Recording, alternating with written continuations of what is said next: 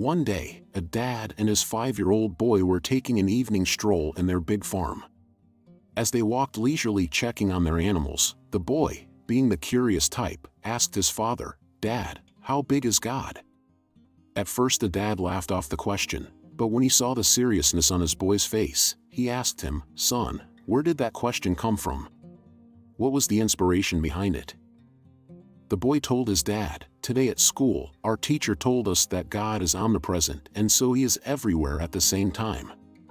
"If that's the case, Dad, how big is he that he can be everywhere at the same time? How big is he in our lives?"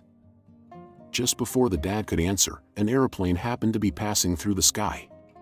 Looking up, the dad told his boy, "Son, do you see that plane in the sky?" The son replied, "Yes, Dad, I do." Dad continued, "How big do you think it is?"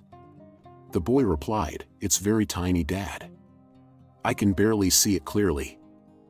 Dad said, "Very well, son. Now, here's what we will do. Tomorrow, God willing, I will take you to the airport, and from there I will tell you how big is God." So the next day, being on a weekend, the dad took his son to the airport, and for first time in his life, the boy witnessed how big an airplane is. His little mind had never imagined that a thing that appears like a tiny object in the sky would be so big when it's standing just a few meters away from you. After watching the planes for hours, the man and his son got into their pickup truck and started their way back home.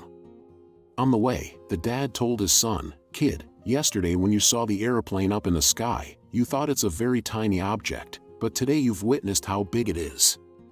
So, to answer your question about how big is God, God is like that airplane. In your life, distance determines how big or small He is.